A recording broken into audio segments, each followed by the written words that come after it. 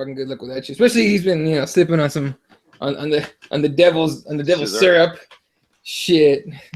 Anyway, welcome, ladies and gentlemen, to the MMA Advocates. My name is Eddie Law. Of course, from Dayton, Ohio, we got Mr. Fred Kirby. From ABQ, Dave Rodriguez, and of course from the other side of the pond here, Andrew Reed. I guess we're waiting on Jesse here. Hopefully he comes on. I'm not sure. It is Thanksgiving Eve of sorts, so he has a family, so he might be running around getting that ready. So let's just start talking some shit here. This last weekend, big MMA weekend. We had Bellator. We had 2 UFC cards, Lion Fight, Invicta FC.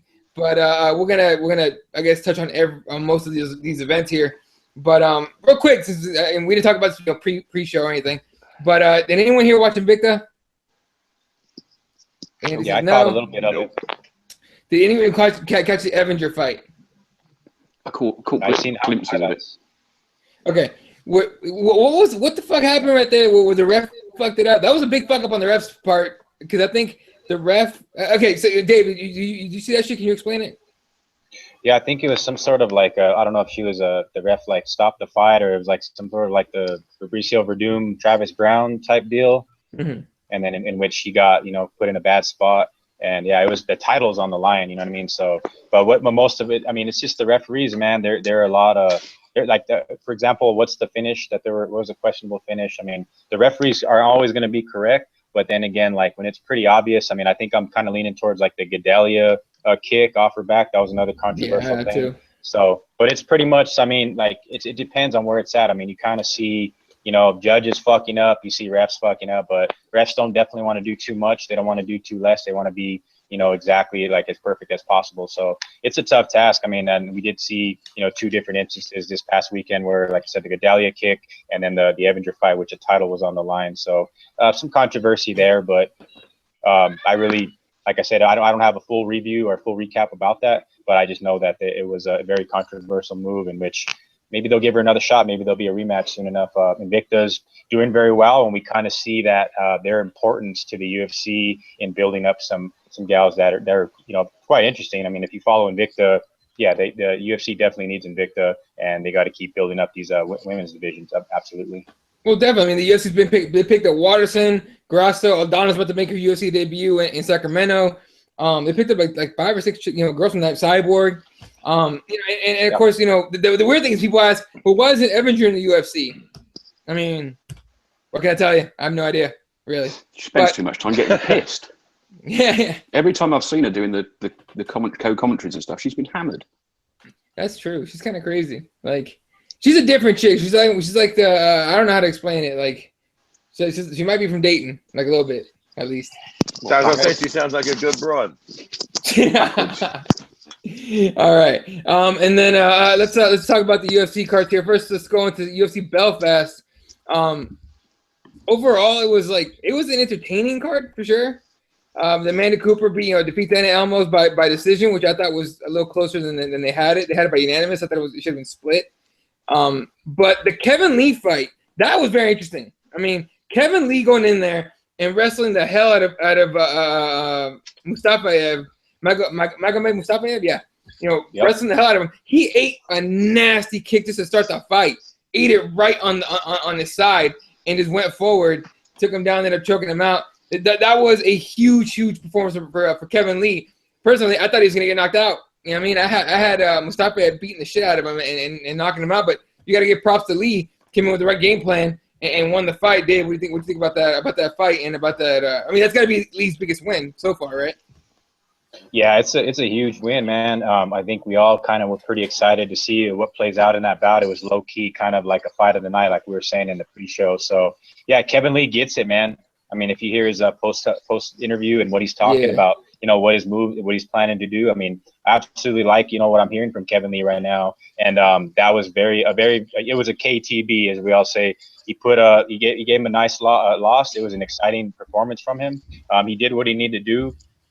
He's yapping, he's chirping, and he wants these big fights. I know he's mentioned Connor's name a couple times.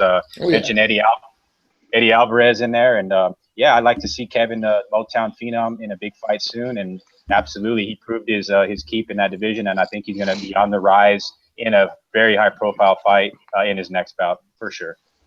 And look, I mean, just like you said, in his post-fight interview, he gets it. He knows you have to talk. Hell, everyone's starting to get it already. I mean, Khabib started talking some mad shit today. We'll get to that in a few minutes here.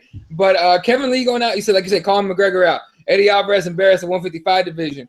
You know, it's that kind of thing that, you know, depending on what you prefer as far as martial arts go and MMA, you know, whether you prefer someone that's respectful or someone that, you know, is out and talks about a bunch of shit, it all depends.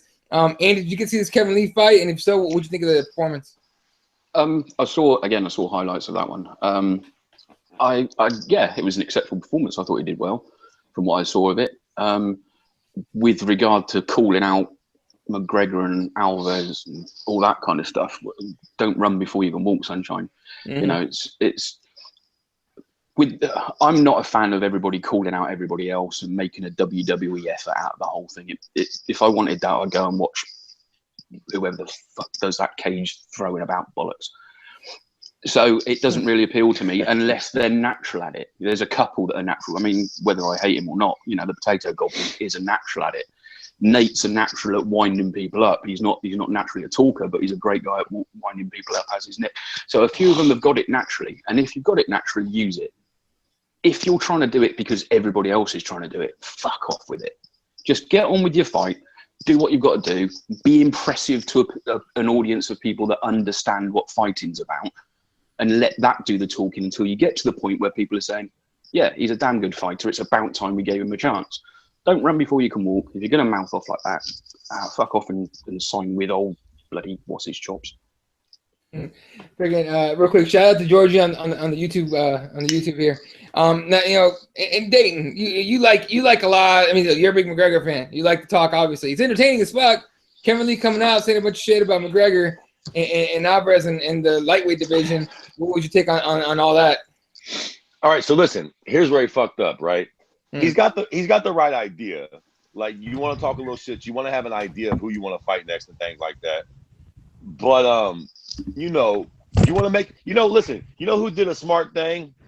That cute little prick Mickey Gall. Yeah. Mickey Gall didn't call out fucking GSP. He called out Sage Northcutt. A very winnable and obtainable fight. Kevin Lee had the right idea, but bro, you ain't nowhere near fighting Conor or fucking Eddie Alvarez. I get it, but that ain't never gonna happen. He should have given it a little more thought and threw out a name that they might be like, all right, let's throw him a Jim Miller. Yeah. You know what I'm saying? Homie. He had the right idea, but he shot a bit higher than he's ever gonna get. You know what I'm saying? You got to come up with something in that spot, but like Conor McGregor, motherfucker, are you smoking meth? You definitely ain't getting that fight, bro. El Kukui ain't getting that goddamn fight. You sure as shit ain't getting it, Kevin Lee. Yeah, and Khabib barely. I mean, Khabib's got a chance, but you can't even say it's for sure either. Who fucking knows what the UFC's gonna do with McGregor? Joining us from LA, Jesse Bacaba. What's up, dude? What's happening, guys? I hear you're talking about a future contender. Is that what I hear you guys are talking about? The future contender, Kevin Lee, the guy you guys wrote off and said he was gonna get beaten. I thought he was gonna get knocked out. I said it before you even came on. I was like, I thought he was gonna knock the fuck out. Props to Kevin Lee for proving me the fuck wrong. Hey, no, you know what? Jumping on what Fred was saying, it's definitely a Conor McGregor type era right now. You know, we're seeing that rub off on everybody, and that's just an example. Kevin Lee is shooting for the stars. You know, he's shooting as high as he can go. He ain't gonna get that, but you better be ready for what they're gonna give him next. I mean, this fight wasn't an easy fight. He was in some trouble, you know, initially, but he battled through and showed that he's improving. His next fight's not going to be easy either. So, I mean, to keep his hype going, he's just going to have to be on point every single time. And that's going to be really tough for him to keep doing. But I think he can actually pull it off. He's just got to be ready for his next fight. His next fight is probably going to be, yet again, another step up in competition. And he's got some holes to fill. I mean, that fight showed that, you know, he's got some holes to fill still. Well, it has to be a bigger fight. Dave, go ahead. Yeah, no, I was going to say, I wanted you guys to throw out a name who you possibly think is a good matchup for him, because right now where he sits as ranking-wise, he's number 21 in the world. The guy right above him at 20 is Leonardo Santos, who holds a win over him. And just above him is guys like Diego Sanchez, Joe Lozon. There's even a killer named Francisco Trinaldo that people have probably forgotten about. But I wouldn't mind that one. That guy's on a hell of a streak, and he's a fucking KTB for sure. And I could easily see Kevin Lee and him possibly matched up. Or, hey, if they want to rerun him and Santos, I think it was a pretty quick fight the last time out. But what do you guys think is a likely opponent for him? I mean, he's pretty fresh. Fighters are looking to, look to get a fight booked immediately. So I would see Kevin Lee trying to get back in there as soon as possible. I like the Trinaldo fight. I really like to get him in there with another slugger and see how he takes him down. Can you pronounce his nickname? Which one? Trinaldo. What's the nickname? Masaranduba, or what do they call him, right? Masaranduba? Yeah. There you go, motherfucker. Jesse. You don't even know, then you surely can't pronounce it. No, fuck no, I don't know it. You know what though? I like Eddie's pick. I like your guys' pick of Trinaldo, but you know what? I think if we're going with the new, IME or whatever the new way that the UFC is going, I think they might put Diego Sanchez in there against him. Put him against a big name and build up a star on that. I mean, that's a prime example of BJ Penn versus Yair Rodriguez. Yeah. You're putting up a really big name against a guy that hardcores know, but not a lot of other people know, and they're going to try to build his name or break him, one or the other, right? Well, they're giving him a chance to prove himself. Beat a proven veteran, someone that's been at least as close to the top as you can get. And then if you win, you have a name on your resume that says I'm good. If you get beat, you weren't ready, not even close to ready, right? No. But yeah. All right. So who would you throw him in there with, Andy? After Jake Matthews wins at the weekend, give him Jake Matthews. Hey, what's his ranking there, Dave? On Matthews. Jake Matthews, let's see, ranking-wise, Matthews is a little ways down. I think he's because you got like Rustam Khabilov at 23, Paul Felder at 27. So I believe Matthews is a ways down, but he's still an up-and-coming rising prospect. Yeah. I think they're going to try. And again, another name I want to throw out there that possibly could be an opponent is they could just throw him with Dusty Poirier, and that could be they could book up as well because Poirier is looking to get back in there. He's coming off that tough loss, and I think that easily could be a fight that could be booked. But it's the 55 division; it's loaded with killers. I mean, once you get close to the 20s, it's loaded with killers, and he's in that territory now where, like Jesse was saying, against a veteran like Diego, who's unexpectedly, he's winning fights again. Diego's reverted kind of back to his old ways and using the wrestling, and as we're on the topic right now. To give you an update on Diego Sanchez, he did suffer some minor LCL sprains on both knees in the Marcin Held fight. So he's it's not going to keep him out a long time. He's looking to get back in there as soon as possible, but he does have some minor injuries to take care of. And he's looking, like you said, are you guys on Diego Sanchez? He's ready to go, ready to fight when he's 100% healthy. So just a little update on Mr. Diego Sanchez. But he'll be out for the year. Diego is crazy as fuck. Yeah, he's insane. Nobody has a funner stare down than Diego Sanchez, Jack. He looks like he's taking like the hardest shit ever. Like, he's just like, fucking. Diego Sanchez looks so fucking intense when he is in his stare downs. He's he fun. really, yeah, no, it's great. He's good. He's one of those guys that people love, and he's still he's the only one left from that. Was the first season tough? Or he's the last man. But so listen, they ain't gonna waste Diego on Kevin Lee. Kevin Lee gonna get another little up and comer. He got some talent or whatever, but just I don't mind Jake Matthews. Don't mean shit. If Jake Matthews wins big this weekend, I don't mind that. I don't mind that pick at all. That's a good pick for a fight right there. All right, what else happened? What else happened? What else happened? We got all kinds of fights to talk about. Enough of Kevin Lee. What the fuck else happened this weekend? Shit. All right. See, Orguchi got beat by decision. What do we got? Artem Lubov, your boy's butt buddy wins his fight by decision, whatever. Unfortunately for I love my bitches guy, I was hoping that we were gonna get another one of those, but that didn't happen. And of course, moving on to the co-main event, Stevie Ray beats Russ Pearson by split decision. I thought that fight was real close. I was leaning towards Pearson. I'd like to see what Andy thought of it. Who'd you have winning that one? I'm biased. Scott never won it at all. Okay, good point. It was an Englishman's fight. It had to be. No, it was. Didn't somebody give 30-27 to Pearson in that fight? Yeah, they did. That judge was and insane. then, I mean, the whole night. That's another thing we need to talk about. Some of the scoring over the weekend was fucking dreadful. They were, I mean, 30-27 to opposite fighters in the same bloody fight. How does that happen? Benson Henderson. Yeah, that exactly. Benson fight. I mean, why is this happening? Why are judges so fucking useless when it comes to things like this? They've got to do something with either the judges or the scoring. I don't know what they need to do, but they need to sort that out, along with some of the refereeing and shit that goes on. But well, if they change the scoring, Andy, then we're gonna have even more incompetent scorers. Can you imagine that if they changed up the scoring? Now they're gonna have even worse because they don't understand the scoring that we have now.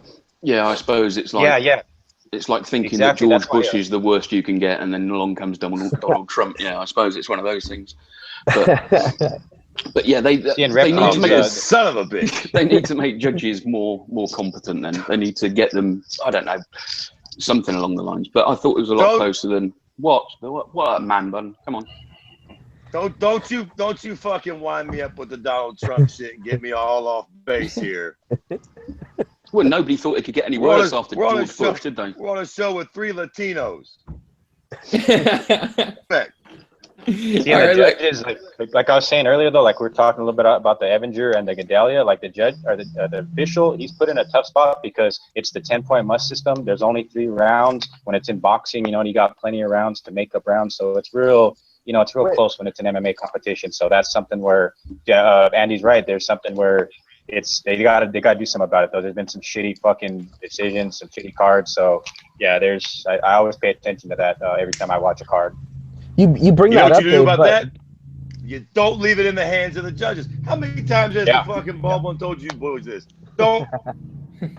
Are we still complaining about judges? Yes. Judges? Is this fucking practice? The fuck out of here. If you complain about a judge fucking you deserve the fucking that you get. All right, Jesse, go ahead. No. I agree with Fred actually, but Dave mentioned that Gadella fight, and honestly, that was the worst call ever because she didn't kick her in the head. That was not a head kick. Mm-hmm. If you go back and look at all the different angles, that wasn't a head kick. And I hear people calling that she needs to have a point deducted and all this stuff. It wouldn't have mattered. It still wouldn't have mattered. But that ref, he's just dumb. Almost as dumb as the ref from the Invicta fight when he told Evinger to take her foot off the chick's face defending the armbar, which was completely legal.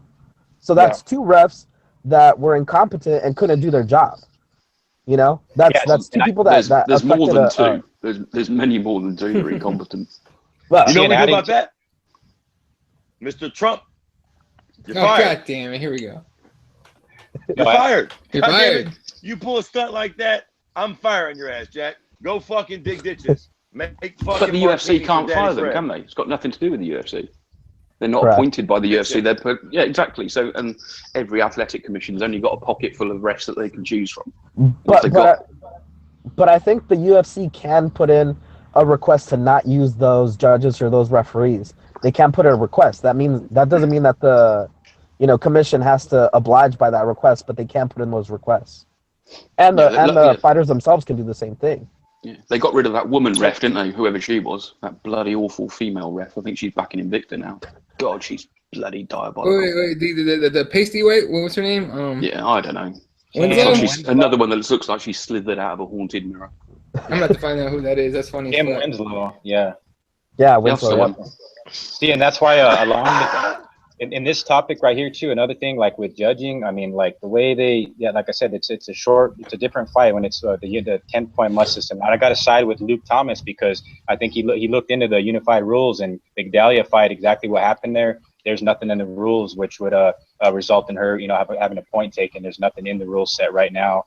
You need maybe some further clarification from like John McCarthy himself, but there's nothing there. You know what I mean? But then again, it's the official in that position where you see a lot of fights where there's low blows, there's eye pokes, and you're pretty much allowed to get away with 2 or 3 before you actually have a fucking point deducted.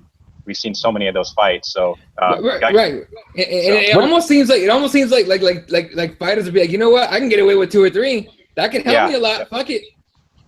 Isn't that kind of like the basketball model now? Like that's starting to become where people will like give up a foul or 2, just to kind of get an edge.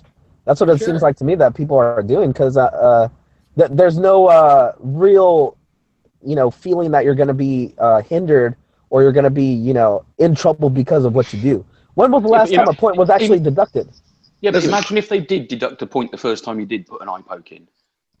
Good. Well, no, because you'd have the crowd go fucking mental. Everybody be complaining. You can't win with it. If you do it from the first eye poke, that's 1 point deducted. Mm-hmm. Everybody's go, well, that's an accident, and then you get to 2 or 3, and people say that's too many. Wait, hold on, wait. I got a great strategy. So this is good shit. So basically, even if it's an intentional eye poke, the first go round is just a point. Worst case scenario, right? Right. Mm-hmm. Here you go. Ronda Rousey, if you're listening, when you get the Cyborg fight, poke the shit out of her eyeball. I don't know why I knew that was coming. It's only a point. That hoe ain't gonna be able to see for the rest of the fight. Armbar bitch ass. Hey, have you guys ever actually seen a Uriah Faber fight where there wasn't an eye poke? No. Okay. But I mean, listen, be deliberate. Or John Jones fight. Hold her head down and go wham right in the fucking eyeball and say, "Take your point, Herb. Give her 5 minutes." And then start us up again. I'm gonna kick the shit out of her. How many eye pokes did they used to get in Pride? Not many. Not many, right? It's the gloves in Pride. Bring back the Pride gloves. Yeah, I mean Bellator uses those curb gloves too to try to stop eye pokes. I'm pretty sure. I don't remember, but I'm pretty sure Phil Davis still got a couple off, right? Or am I wrong on that? Because I don't remember. I thought it was gloves, wasn't it? Yeah. Both. I think both. But since we're on the topic of Bellator, I mean, Eddie, we all know. What do you got? You guys tuned into the Bellator show last week. We all know Michael Venom Page competed on that card. I don't know if you guys. Spoiler alert! Spoiler alert! Oh yeah, Andy hasn't got it yet. We don't get it till Saturday. Are you fucking kidding me? No, we get it Saturday. We get it live and exclusive on Saturday. Jesus fucking Christ! The zombie apocalypse will be here by then. Yeah, he's got it way worse than I do. Up in the west side, me and Jesse don't get it till like 4 hours after that shit started. Shit. And Andy gets it 8 days later. Like, what the fuck? Like, I already knew who won by the time it started. What the fuck is that? Who gives a shit 8 days later? They might as well not even show it. I don't know, but Bellator, if people want bullshit, like, Bellator's going to catch up to the UFC. Yeah. Now, with this kind of shit, it won't. I don't give a fuck. That. Okay? But regardless, look, you want to talk about the Bellator card. The MVP fight was, they gave him a can, and he couldn't finish him, right? They gave him a fucking tomato can. Couldn't finish him. It was dog shit. MVP's overrated as fuck, Jesse. Did he even do any kind of hard damage to that tomato can? No. I think that tomato can came out pretty much unscathed in that fight. And in that last round, that tomato can actually came on strong and started absorbing a couple punches. And then he started clinching with them and attempted to take him down and actually started to do like actual damage to MVP. Yeah. Man, that was like, that was depressing to watch, to see that a guy that we think has a lot of potential has been babied so much that some tomato can that he should have crushed real easily was able to neutralize his style and pretty much do nothing for 3 rounds. People want to put this guy against fucking Rory McDonald. Get the fuck out of here with that shit. All right. And it's even worse too because he blamed his opponent for such like a shitty fight. Yeah, so, I suck because my opponent was worse than me. Like, what the fuck are you talking about? So yeah, it's really highly unlikely I'll be catching the next MVP fight. I don't give a shit who he's fighting, but yeah, that was I think I turned the fight off in like the second round. I think I stopped watching it. Well, look, what's funny is the next Bellator card has Joe Warren as the main event again. So there you go, Fred. That's the card I'm not even gonna watch that shit, dude. Fuck that. Well, okay, I'm down with Joe Warren. Listen. What's wrong with Joe Warren, guys? Oh, man, fuck Joe Warren. and easy, all you cocksuckers. Look at how quickly you jump off the boat. You motherfuckers would have been the ones on the Titanic kicking the little kids off the road. Time the fuck out. No. Time the fuck out with that shit. Listen, I was never on the Bellator boat bandwagon from the get-go, so they fucking suck because they can't even do a live card. No. I'm talking about MVP. Oh, MVP, my bad. Wait. How quick you jump off the bandwagon? I'm not off that bandwagon. I'm still gonna watch and support him. I'm just pissed off that he wasn't able to do what he did to Cyborg and a bunch of other guys to this guy. This guy found a style of fighting that was able to neutralize him, and he never adjusted his style. No. It pisses me off. No. Shh. This tomato can didn't do a fucking thing. Now, I'll grant you this. MVP should have kept his fucking trap shut about the other guy making the fight bad. That's fucking stupid. That's literally impossible. You don't make the fight bad if I throw you a B. Now, B, his fucking opponent didn't do shit, okay? His opponent, just like that one goddamn prick said, they are who we thought we are. He was who he thought he was. A goddamn tomato can. Make no mistake about it. He won't be going and winning no belts after this for sure. This was MVP's fault. MVP started smelling what he was cooking. He started buying his own hype. Yep. And he got way too fucking cute for way too fucking long. Now listen, I like MVP. We've had MVP on Stand and Bang. And he has said before that part of his showboating horse shit, just like Anderson Silva, is actually part of his style. And it's used to throw his opponent off. And I'll tell you what, I'll go along with that to a certain degree. Halfway through the fucking second round or the beginning of the third, it's time to abandon that bullshit and fucking put him in a hurt locker. It was a damn At a certain point, at a certain point, you've got to stop with that shit fighting. Do I think that if MVP took this fight seriously, he could not finish that guy? I absolutely think he could. I think he's way more tough. I think that MVP. I think you guys are right. I think the babying him days are fucking over. Now, I don't want to see him fight Rory McDonald because that motherfucker looks like a bona fide crazy person. Yeah, it kills my. That's a bit much. But he needs somebody that can hurt him. Somebody that will push the pace and make him fight. He needs somebody that will bring the fight to him, and then we'll see. He'll either sink or swim. He'll either get his ass knocked out or submitted, or he'll be forced to do some MVP-worthy shit. I think he's still got the talent. He definitely had a fucking dull performance and got caught up in his own fucking hype for a minute. But I wouldn't go fucking, easy, Dave. Don't get into the next performance. Let's give him one more go round. I think he's got the talent. Turn it on. They need to stick him in Nate's Sunday morning kids jiu-jitsu class, all right? His ground game is not convincing yet. You know what, though? He has the same problem as the Diaz brothers, where they don't adjust to what's going on in the cage. They have one game plan going in, and that's what they're going to do, and that's it. Right. Whether the fight goes their way or doesn't, they're going to ride or die that game plan. And I think... Did he have a game plan? Yeah. MVP? Look fancy, and then eventually have... what was his game plan? Have his tomato can go in on him, and then he was going to... counter punch him, counter knee him, and knock him out and make it look good. Yeah, I think he completely overlooked that cat. Didn't have a game plan at all, and just thought he would fucking pull a tornado kick out of nowhere. I don't think he really gave it much thought at all, to be honest. I think if he had a half-ass game plan, he'd have won the fucking fight. Shit, look, if they book him against Rory McDonald, MVP's going to shit himself, all right? This is what's going to happen. All right, real quick, let's talk about the main event of UFC Belfast before we move on to the Chandler fights. We're already mixing shit up. Gegard Mousasi finishes Uriah Hall. I think it was the first round. We knew this was going to happen, right? I mean, did anyone, I think, Jesse, did you pick Uriah or did you pick Mousasi? Nah, I picked Mousasi, man. Okay. Well, Mousasi came out, got his win back, and now he's talking about, look, I'll fight anybody for a title shot, basically. He won. I don't know if he called anybody out, really. But, I mean, we knew this was going to happen. And Uriah Hall, I mean, what's that, 3 in a row now? 3 losses in a row? We're giving this guy his Bellator papers or what? Yeah, we're pretty close. Yeah, I think Gegard did what he needed to do. I think Andy called it. I think Andy and Ed, you guys both called that first round finish. So very impressive stuff from Gegard Mousasi. I guess that's what Mike Bond from, was it USA Today, kept calling him Gegard Mousasi. So I don't know if you're covering the event and you don't know the guy's name. So that's why I found that pretty fucking weird. But mainstreamers. But Mr. Gegard Mousasi, I'll tell you what, that guy's not going to be an easy out. And the fight that they need to get him in is going to have to be Luke Rockhold. One way or another, they got to get that fight booked. And I think that presents that you'll have a number one contender at 185 if those two get it. And hopefully it does get booked because I think Gegard he's just down to fight the best. I mean, Gegard is one of the top guys. I'm fucking so happy that the guy's in the position that he is. He's really just kind of, he's here to stay. I mean, because if he becomes champion, I mean, who would want? I mean, Gegard Mousasi would fight anybody. You know what I mean? He's willing to fight Bisping. He's willing to fight whoever, whatever it takes. So he's in the right part of his career, and he's got a pretty 50 fights, and he's only like 31 years old. So very experienced guy. Definitely not an easy out, and I think the Rockhold fight suits him very well, and I hope that fucking fight gets booked. Shit, I think Mousasi beats Rockhold.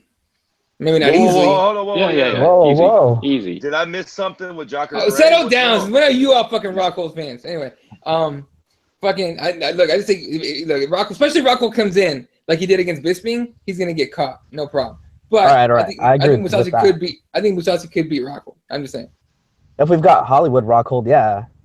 True, Definitely. and we do, don't we? I mean, he's out there fucking Demi Lovato and shit, showing up at like Hollywood shit left and right, and putting up little Instagram videos of him doing. He does know that she's a borderline fat broad, right?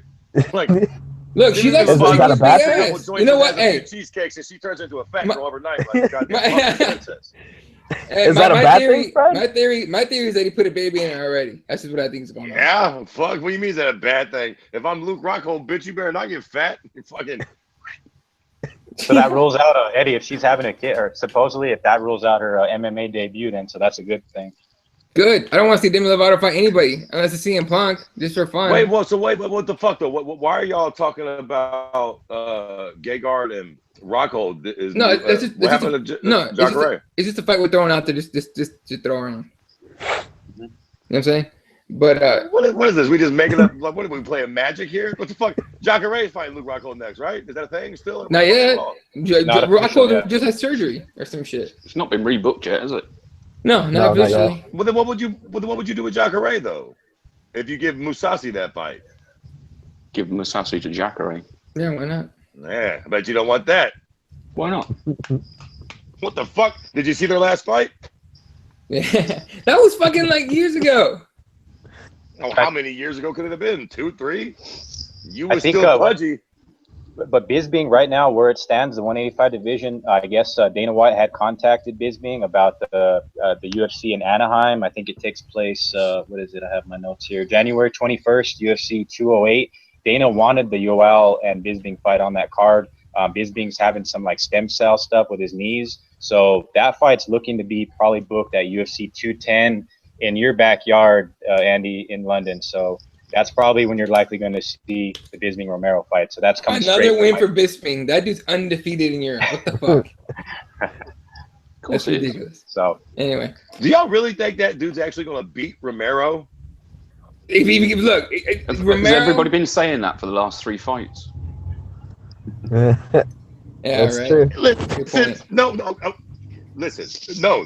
Hey, wait a minute. No, it's not a good goddamn point. All right. First of all, we all know he got lucky against Luke Rockhold. Let's not. Oh God. And second off, did you see his face after the Dan Henderson fight? If they would have been fighting anywhere on planet Earth other than fucking England, this thing would have been curtains.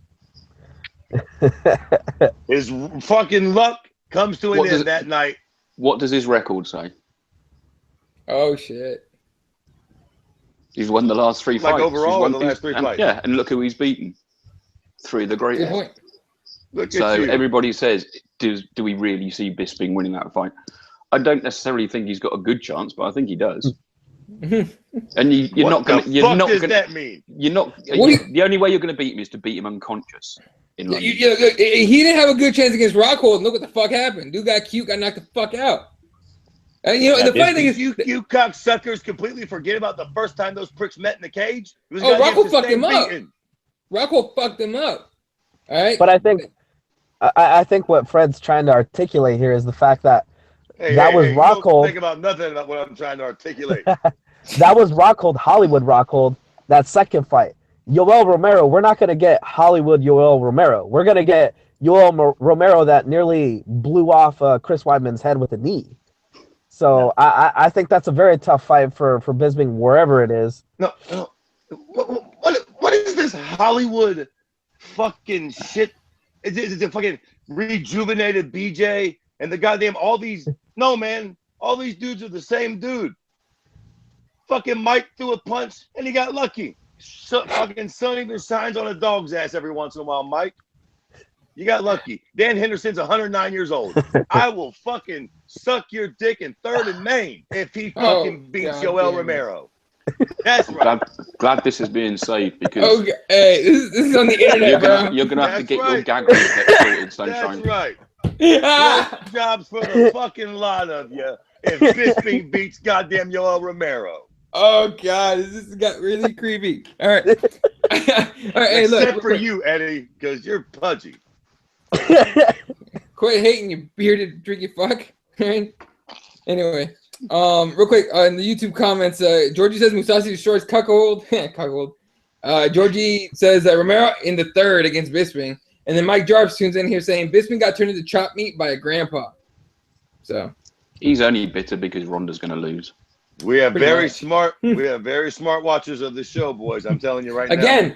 Again, smart watchers. And we were talking about earlier about the eye pokes, man. Ronda needs to eye poke the shit out of Amanda Nunes. Going with the John Jones double eye poke. Done. That fight would be over. All right, gets 1 point taken away. Fingers first. Yep, takes her takes her down, armbar, it's over. All right. Let's talk a little bit of Sao Paulo here. The card was kind of like, there was controversy here and there. The Gadelha kick, that even Jesse was talking about, it didn't actually land. What actually, Jesse? Where did the kick actually? What did it do? I think what ended up happening was that it grazed her, and then it like messed up her bun. Because if you look at it, it does kind of look like it kind of grazes her because of her reaction. It did like what? She feels like it's gonna hit her, but it just grazes her forehead, and then messes up her bun. So it did actually land. Her bun? Her man bun, her girl bun, whatever. She looks like you without the beard. That is completely unacceptable. Anyway, but but she did look like she tried to pull the kick as well. She got like 3/4 through it and went, hang on, and she did to me look like she tried to pull it. So yeah, she was like, oh shit, we're not in Pride, fuck, it was too late. And she actually apologized immediately. She was like, oh shit, my bad, I didn't mean to do that. But regardless, she gets Gadelha gets the win. But Dave, was it impressive enough for you to even consider her for a title shot?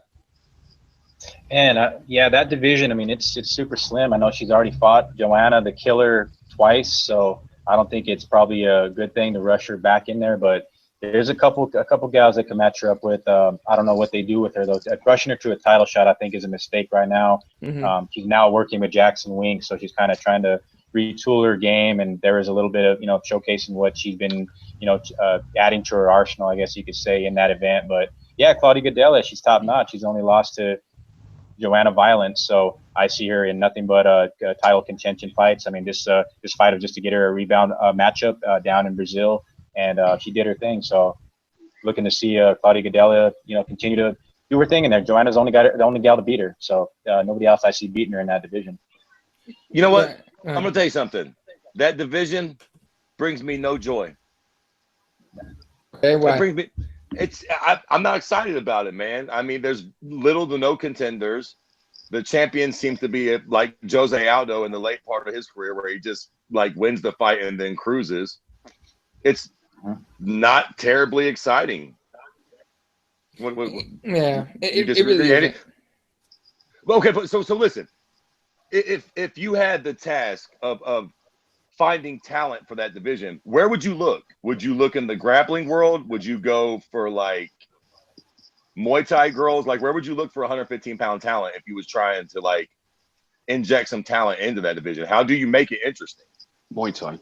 Yeah, I go Muay Thai. Muay Thai? Well, you want to make it exciting. Joanna's a striker. I mean, she's a Muay Thai champion. Look, that says it for yourself. So, and a lot of the people that are coming up, a lot of the women that are coming up, like Shevchenko and people like that, they're all Muay Thai fighters. There's a massive talent of Muay. People, everybody that moans about MMA, about every time it goes on the ground, go and watch Full Rules Muay Thai. None of this kickboxing bollocks, where it's all a lot of shite. Go and watch Full Rules Muay Thai, and then think about those people in the cage. In fact, better still, go and watch John Wayne Parr's Cage Muay Thai and see what that is, because that's Muay Thai with 4-ounce gloves in a cage. Put those people, get them in there. Do you think that maybe there are specific regions that aren't being properly exploited? Do you think there's like regions that haven't been tapped into that probably have a lot of talent for like women in that weight division? like specifically Asia. Yeah, exactly. A lot of fucking little skinny Exactly. broads over there. I mean, You don't really hardly see that. there's Thai fights going on every day. You know, Right. you can pick every day. You can find a channel and there's Muay Thai fighting going on. Okay, it's not the stadium fights, the Rajadamnams and stuff, but it's still, you know, full rules Muay Thai with these guys that are, you know, they're 19, 20 and they've had 300 fights. Yeah. That's where you go and pick the talent up from, because they're hard as nails. Teach them a bit of takedown defense and give them a bit of wrestling and stuff like that, and you may start building. But Joanna's proved it. She's proved that if you take, you know, full rules Muay Thai fighters and put them in a cage, they can bang, and that's what people want to see. Is there a lot of female talent? Sorry? Yeah. Also, adding to that though, guys, Rose Namajunas, you know, we all know she had the loss to KK. What has she been doing since the loss? She's been down at Tiger Muay Thai training. You know what I mean? So she's trying to, you know, build herself back up, and she's possibly a girl that could rise up and compete for the title. But we all know KK, you know, had a pretty dominant decision against her. KK is only going to get better too as well. So there's Jessica Andrade. There's a fight with, you know, Watterson and Van Zandt, but I don't know if there's a contender that, you know, comes about winning that fight in any sort of like impressive fashion. But I know Michelle Watterson's been a champion before in other organizations. I think a lot of injuries have set her back, and she possibly could be one of those gals to kind of, you know, her unique style against Joanna. I mean, who knows? There's a few of them, but I would really like to see, Michelle be healthy and compete a couple times a year, and I think she could be one of those girls to possibly challenge Joanna at some point. I mean, she could challenge her. Obviously, I don't think she'd have much of a chance, man. I like her. I like her the way she strikes and the angle she comes in with, and her ground game is great. But Ground game. Joanna might be. I think Joanna is bigger than her, right? Like by actually quite a bit.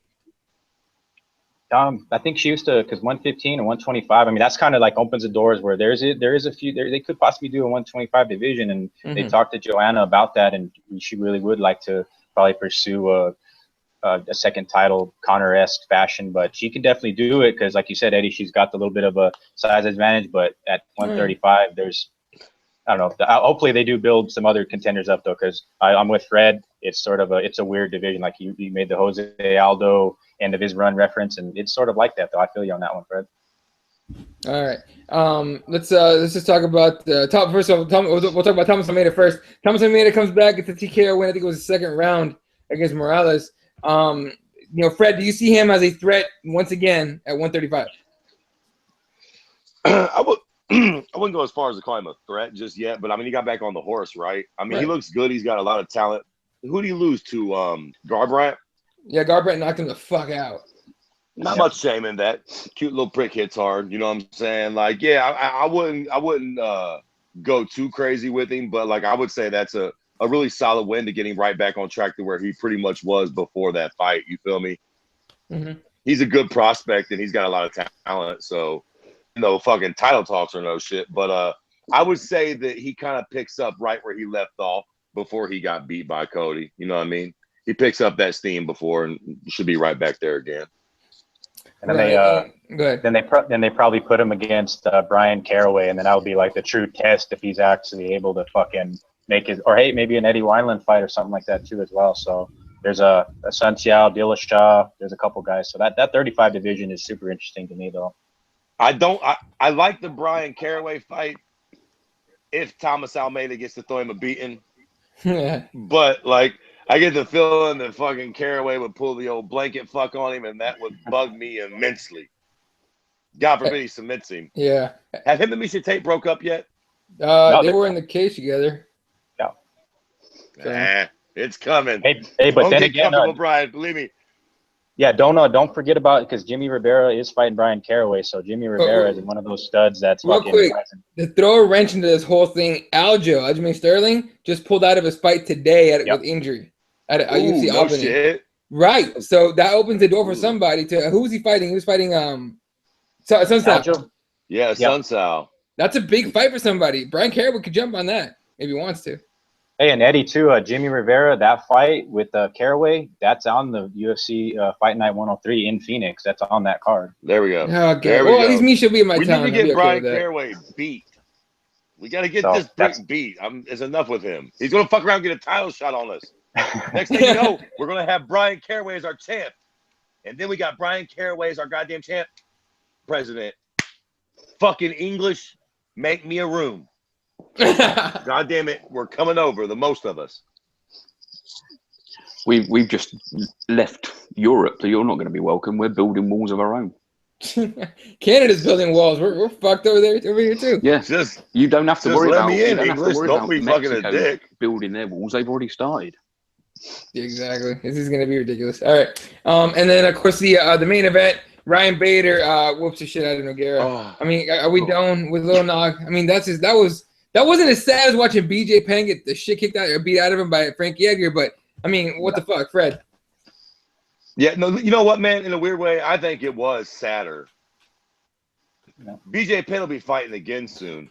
Yeah. BJ came out looking like a fucking kangaroo hopped up on methamphetamines. I have no fucking idea what the hell was going on with him in his last fight, but that wasn't BJ.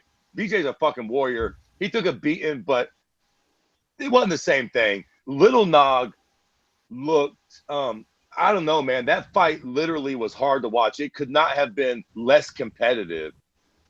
Do I see a fight? And I don't know, man. I don't give a shit if people retire. Honestly, I think people jump the gun on that shit way too often. Look at somebody like Arlovsky. We would have all called for his head years ago, and the cute little prick almost got a title shot not too long ago. I think we jumped the conclusion. MMA is a very, very what have you done for me lately sport. You get knocked out a couple times. Even you pricks were talking about Junior Dos Santos looking bad. He's like fucking 27. J. Diaz is fine. He had a couple of bad fights. His face looks rough afterwards. But he's not that. What we've seen with Little Nog, that is no bueno. Because Ryan Bader is not fucking John Jones in his prime. And Ryan Bader's talented, no doubt. But he made Little Nog look like, you know, like somebody was following Kimbo around old school style.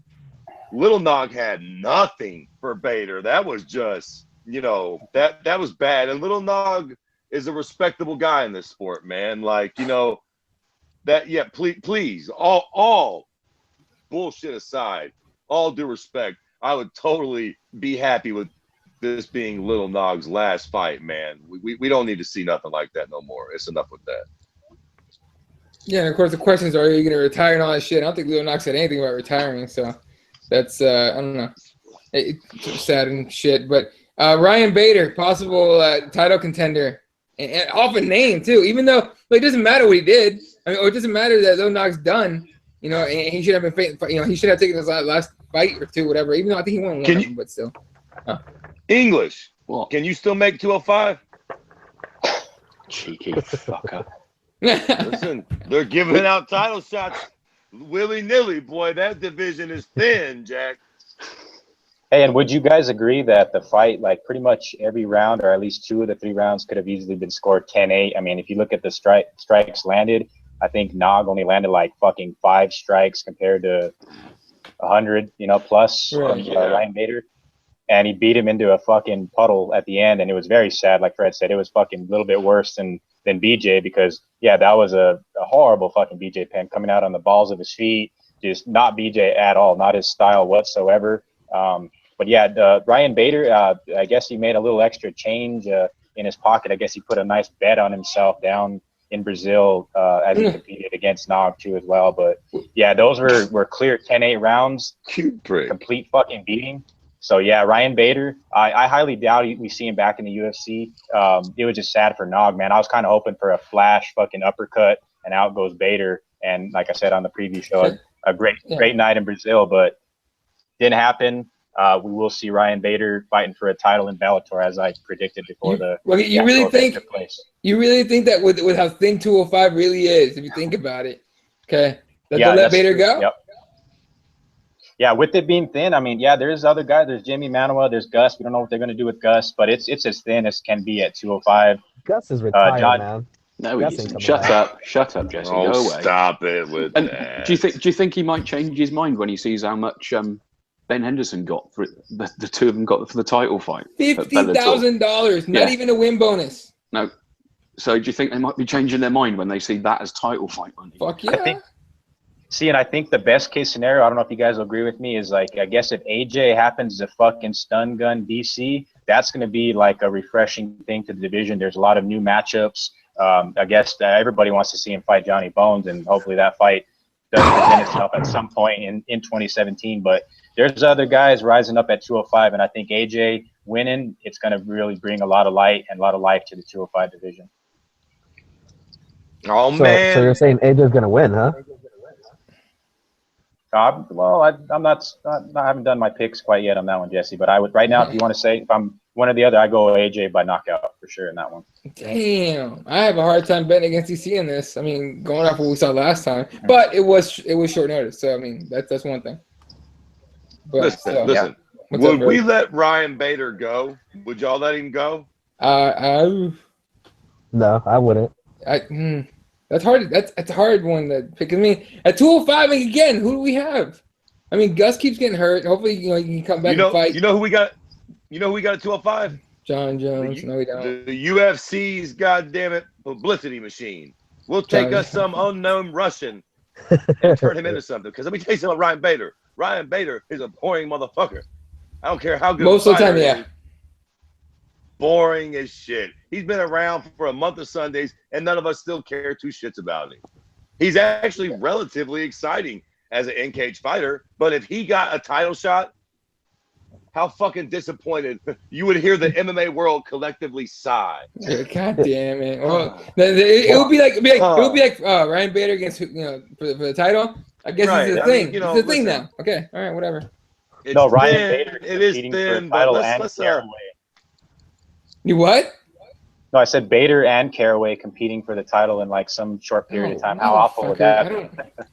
Let's just build up a stranger. Let's go find a Kimbo, man. Let's build up somebody and give him a fake persona. It's enough with Ryan Bader. Dude, if you get a title shot off of beating the ghost of fucking Diet Nog, holy shit. 205 needs an injection worse than goddamn female strawweight. All right. So again, so we're on agreement. Lil Nog should not fight anymore, right? Nah, no way. Certainly not in the UFC. Go to Ryzen and fight a fucking Chinese pro wrestler or some shit, but not in the UFC, dog. Real quick, did we talk about this last week about Bigfoot's fight? Yeah, we did. Okay. Do you guys really want to see Lil Nog do some shit like that? Because that was fucked up, badly. Yeah, why not? He's got to earn a fucking income. All right, real quick, catching up on YouTube comments here. Jeremiah Deskins. Oh, Jeremiah is watching. Says, can't believe I'm about to say this, but I hope Bisping beats that cheating fucker Romero. But Mike Jarvis reminds everybody that Romero's out for 60 days for leaving the cage at 205. And then Jeremiah saying Kirby Dunn broke out the Jaeger. And then he says, DC is done. Rumble and you. DC looks like shit here recently. What do you mean, recently, though? His last fight was against Silva. He's probably talking about training-wise. It wouldn't be surprising. He's just wrestling a lot. It wouldn't be surprising. I mean, Rumble could definitely knock him out. Right. But the problem with that shit is no matter who wins that fight, even if Rumble did win, you get a couple new fights, but it's still thin as shit towards the top. John Jones, enough with the dick pills, enough with the white girls and the cocaine. I get it. Goddamn Viagra, white girls and cocaine. Fun nights. We need you back. 205 is fucking goddamn dead in the water. Yeah, he'll be back next June or July, something like that. And they know I'm full of shit saying, I can't trust him in the main event. You're going to book him in the main event. That's just what's going to happen. Of course, bro. You know what I mean? Yeah, they'll probably, you know what they'll probably do too? If that time frame does play out exactly, they'll probably try to book Connor and John Jones on the same card. That's like their ultimate fucking goal. Whoa! Yep. Fuck yeah, baby. That's what I'm talking about. Goddamn power events. None of this fucking Sao Paulo bullshit where we got Diet Nog get killed. Hey, also worth noting, fellas, too. I know you probably caught the fight. We got pretty high. Justin Ledet had a very impressive performance too on this card, and I think that was the first takedown he's ever scored ever. He's primarily a boxer, and he looks super impressive. I think he's going to be a rising contender soon enough. Justin Ledet doing big things, man.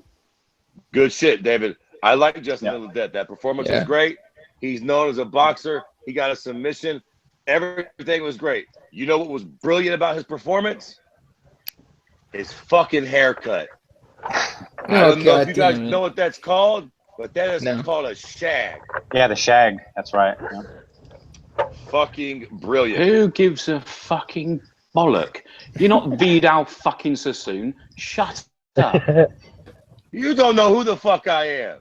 I'm the hair man. You're a Have you seen this hippie. cocksucker? I am the dictator on hair. No, you're definitely not.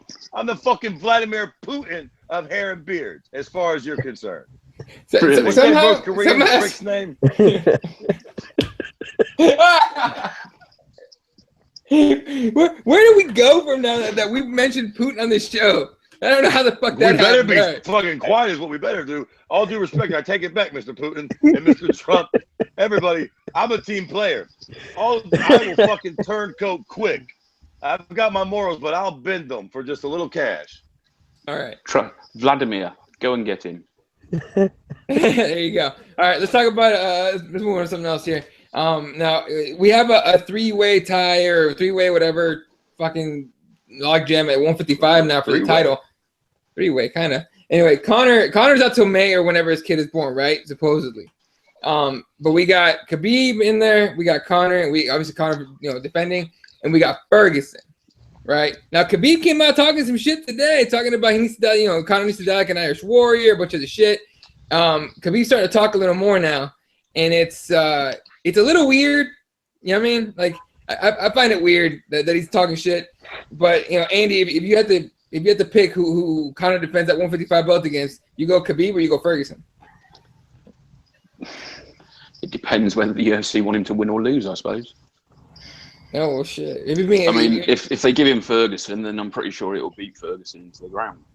Khabib's going to be a whole different matter for him, although I still think he's got a good chance. But it depends how they play it. I don't know. I can see it being, if Conor's out until his missus drops her sprogs, then I think it just sounded funny. I'm sorry.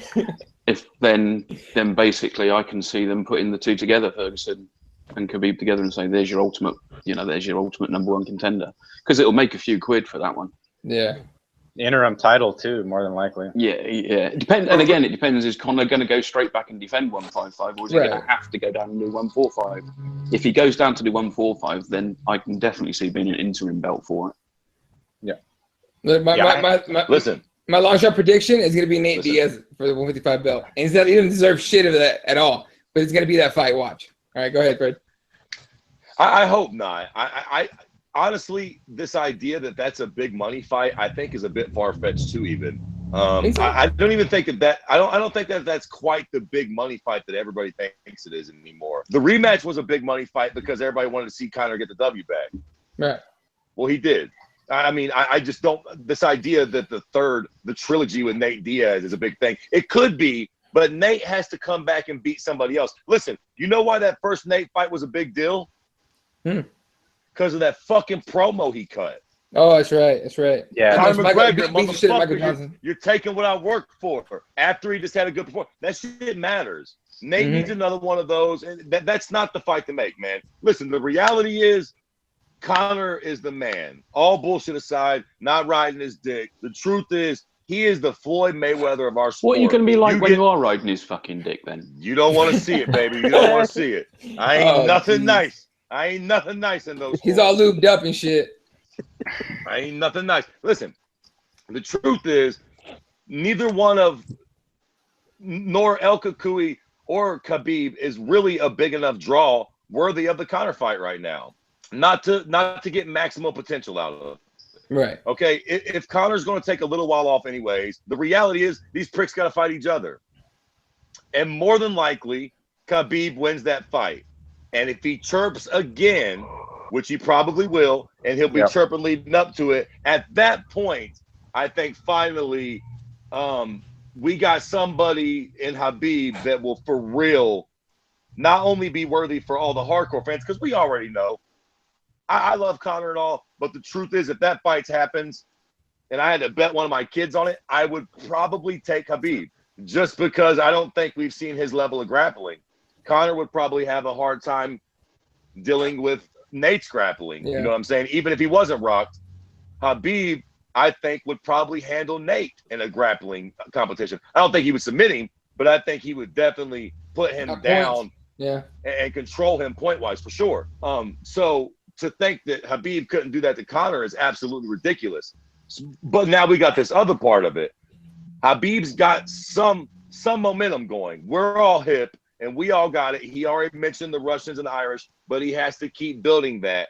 He has to keep chirping. He has to, almost in a weird way, take the fight with Tony and then look past Tony. Say, look, man, and he's kind of doing it. I've already seen the quote where he's like, yeah, I'll fight Ferguson. He was the first one to go on record, like, fuck it, I'll fight him to get my title shot. He's doing the right thing. Keep doing that. Say you're going to steamroll, fuck a El Kukui. Conor, you can't hide forever. And if he does what he should do, then I think we got a legitimate fight. Now, as English said, if he decides to go back to 45, that changes everything because Conor's got to go there first and fight Jose. Money, no money, whatever. Some things are slightly fucking sacred. But if his next fight's at 55, at this point, with him having a child and going to be out for a little while, the best thing to do is just make fucking Tony Ferguson and Khabib fight for cut contender. Right. Now, okay, so what would you say if somehow the UFC came out tomorrow and said, yeah, when Conor comes back, he's going to go for that welterweight belt?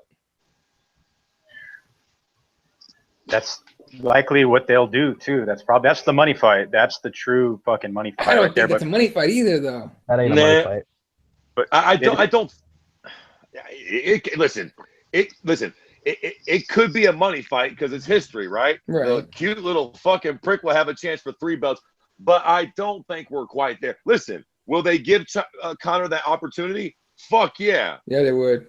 But I don't think. Listen, first off, let's just keep it funky. Everybody thought that fucking Wonder Boy was going to win that title and rejuvenate that division a little bit. People don't love Tyron as a champion yet. He still needs a little bit. Even if they did that fight right now, it's not big as a seller as potentially, a fight or two from now. It doesn't. It could be a big fight, but it'd be way bigger in the long run.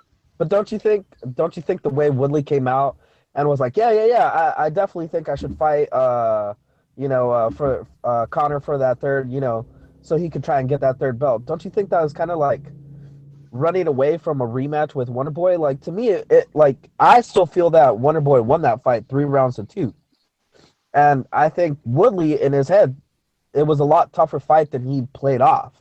And I think he doesn't want that rematch. I think he wants the money fight, quote unquote, to make that money before he ends up dropping that belt to somebody that beats him up and knocks him out. Listen, the money fight at 170 is Nick Diaz versus Tyron Woodley. Like it or not, merit or not. The right fight at 170 is Damian Maia versus Tyron Woodley. Quite frankly, as much as I like Wonder Boy, I think he lost that fight. You got to get. I think he's one fight away from the rematch, but the rematch isn't a big seller. It ain't gonna do blockbuster numbers. Wasn't it announced though yesterday, officially? The rematch? Yeah, I'm sure. I read that Dana's officially announced it.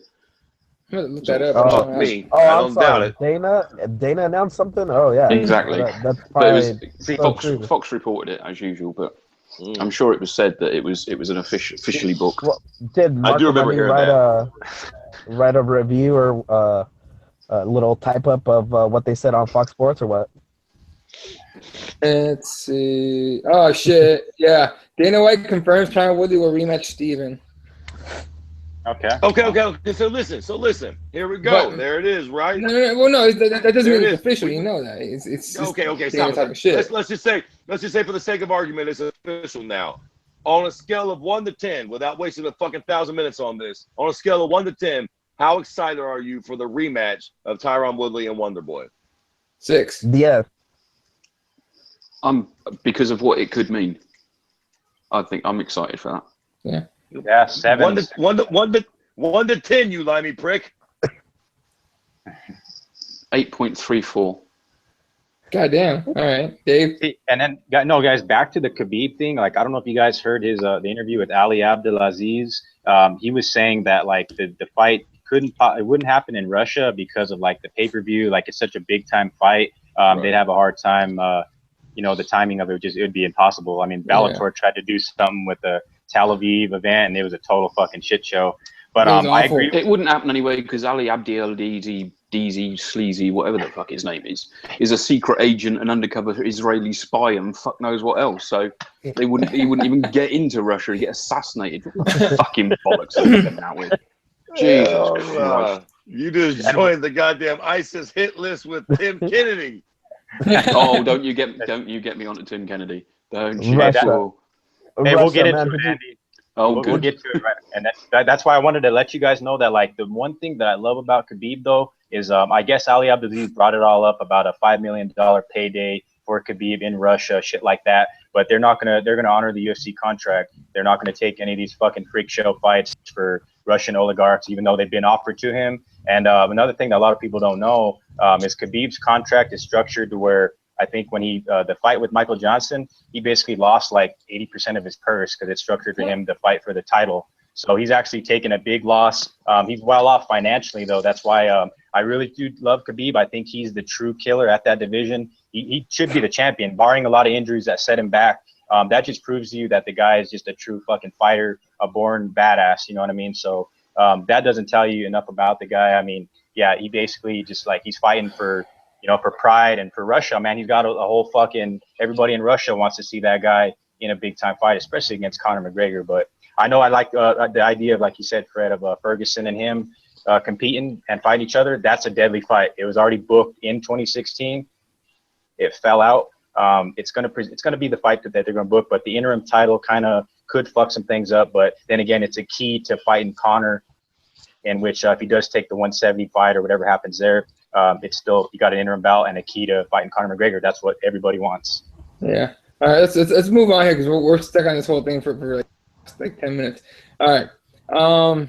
Let's see. What did we talk that? All right. Let's just get to Tim Kennedy because I don't see Andy freak out. Now, Dave, go ahead with the Tim Kennedy thing. Explain it real quick, and then we'll just let everything go.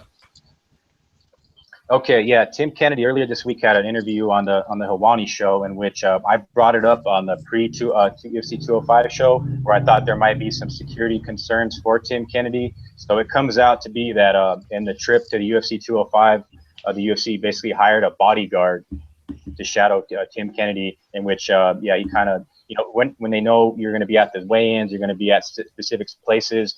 Tim Kennedy lives a pretty, you know, I don't know, he's on ISIS's hit list, like we all say, because, yeah, he definitely is like a guy that they're, I guess, fucking looking for. So I guess in New York City, it could have presented some problems. So I was just completely shocked that the UFC would go about paying a goddamn bodyguard to shadow Mr. Tim Kennedy, Green Beret, fucking hunting Hitler. So, and he's hunting for a fight just as much as he's hunting for Hitler because he don't have a fucking fight right now, and he's willing to fight anybody. But Andy, man, I brought the news to you earlier. I know you probably you thought it was a joke or something, but hey, man, we got bodyguards shadowing Mr. Tim Kennedy in New York City.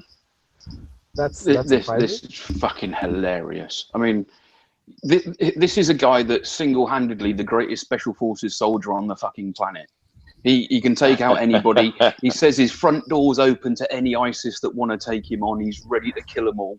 And he's running around New York with a fucking bodyguard. Piss off, you little cunt. Right, my front door's open, Kennedy. And if you're any good at your secret special forces bollocks, you'll know where I come from. I'll put the kettle on and wait for you. You fucking prick. Just fuck off, shut up, slither away, keep your mouth shut, and stop, you know, look for fictitious fucking people. Oh, I really want to fucking batter that fucking arsehole. Oh. I mean, who would have thought? Yeah, who would have thought that would have been? I mean, I kind of hinted about it on the pre-show in which Tim Kennedy himself clarified. So I thought that was fucking. And I mean, he's such a hard man. He's got to have a bodyguard after shouting out and calling out absolutely fucking everybody, telling them everybody that he's on to the teeth. He's got guns hanging out of every fucking orifice. He'll take them all on. Fucking yeah, that's how much of a fucking spineless prick you are, Kennedy. You're all fucking mouth and steroids. Yeah, and I said it. You're fucking on the gear, fuckwit. Oh shit! USADA, get after him. Yeah, he was a bit of a dick too about what's his name when he talked about Rashad about the brain damage because he tweeted out something and he's like, "Oh, I'm not fighting this dude. I guess he has brain damage." It's like, oh, did you see his comments on PTSD? Fuck me. I did not. Oh, read his comments on PTSD. Oh yeah, he read that Doesn't whole thing. exist It's according to pretty him. stupid. It means Jesse, you're a we're fucking pretty soft ignorant. person. You shouldn't have been in the military if you got PTSD. You got to be hardened to this sort of fuck off, Kennedy, spineless prick with a bodyguard. All right, Jesse, what were you saying? No. I was just saying that it was pretty ignorant what he wrote about PTSD. I What did he agree say with Andy on exactly? there. He's basically saying that people that aren't equipped emotionally and whatever to be a part of the stuff that he does, and that he's specifically has like a certain group around him to protect him emotionally, and that most people should just basically nut up and just get to work, basically work out, figure out a way to like deal with it or whatever. Like it's just like Yeah, bro go out for a science long type walk stuff. and get over it is basically what he says. Yeah, it's like bro science what he's throwing out. It's not real helpful to anything. If you know anything about mental health and stuff and I PTSD reckon the that only people do green suffer beret from. that guy got, or whatever he is fucking bought out of a second-hand shop. Oh shit.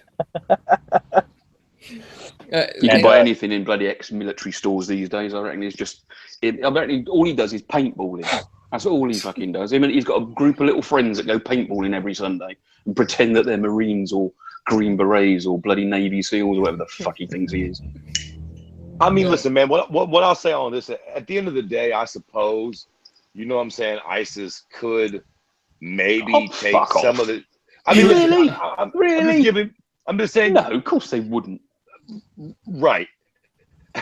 You never if you're know. If you're going to blow yourself up, you want to blow yourself up for somebody more fucking important than that twat. Well, and at the end of the day, ISIS is a fucking huge terrorist organization. I mean, they probably have bigger fish to fry than a mediocre star from a fringe sport. You know what I'm saying? Like, they're probably plotting the next big attack, not quite snuffing Tim Kennedy out. I highly, like I said, don't get me wrong. If they had a homeboy close by and they could pop his lily white ass for all that shit he's been running, they'd probably pop him. But as far as like them sending fucking people to New York City to get Tim Kennedy, motherfucker, you ain't like active Green Beret now. You're not part of no active. You're a fucking UFC middleweight that's got a shitty show on the History Channel. I don't think he's that high ranking on ISIS's to-do list. I mean, I'm not trying to fucking, you know what I'm saying? I know he was in the military and shit, so you never really know, but like at the end of the day, closest he came to the Green Berets was watching a John Wayne film. Damn. All right, hey, look. So that sums it up, guys. I mean, does anybody really give a shit? I tweeted out earlier this week. Does anybody on this panel give a damn if we see Tim Kennedy fight anybody? I don't care if he almost snuffed fucking Yoel Romero 5 years ago. The only time I'd like to see Tim Kennedy is in a snuff video being beheaded on the fucking internet. That's the only time I'd like to see him. No, listen. I wouldn't mind watching Tim Kennedy fight again. But keeping everything in perspective, he's a good fighter and he's talented, but he's not Conor McGregor. And I think he's a bit of a diva for what he brings to the table. He kind of acts like he is Conor McGregor. Yeah, like he was talking about, well, if I beat Rashad, I want to be in the title talk. Hey, man, I want to have a threesome with Beyonce and Rihanna, but I ain't getting it. Tough titty, said the kitty, and the milk ain't no good, motherfucker. You ain't fought in a couple years, and you're not exactly the most charismatic person in the world. So he barks a little too much for what he's worth. You know what I'm saying? Absolutely. I was low-key excited for the Rashad fight, but for what it was worth. Rashad hadn't fought for a long time. He hasn't fought for a long time. Get that win under your belt, and then we'll talk. But we could come in barking orders. You ain't fought in a long time, bro, and you're not fucking super popular. Yeah, and that's exactly what it is, though. It's just he's just yapping. And Jeremiah said on the YouTube comments, "Is Kennedy is hunting for a paycheck." 100%. Oh, 100%. Yeah, that's what it is. All right. Any other stories you want to talk about before we get to this UFC Melbourne card? Now that I'm looking at it, we might just be talking about the co-main and main. Let's start. While we're talking about UFC New York, BJ fucking Finn. Let me tell you something. Just quiet. I'm gonna take this one on. I'm gonna take this one right now because I already know it all. You cute little hardcore MMA heads are going to think, Yair Rodriguez has got all these kicks and he's so young and athletic. BJ should have retired. Did you see his last fight? Haga. Well, I'm going to tell you something. I think the king is back. That's right. BJ God. That's right. BJ Penn is making his triumphant return. How many more cocks can you get in your mouth? That's BJ, Conor McGregor, John Jones. That's only 3 cocks, all right? That's only 3 cocks. Now, hey, Eddie and I will be there. We'll witness hitting the history when it goes down. Fred, there. You're goddamn right. You're goddamn right. It's history. Let's just keep a little bit in perspective here. I know everybody's gonna come out and they're gonna go, "Oh, BJ's gonna get hammered," and they're all gonna clown him and run their fucking mouths. BJ Penn has been rich since I was in my daddy's nutsack. He ain't never had to take fight 1.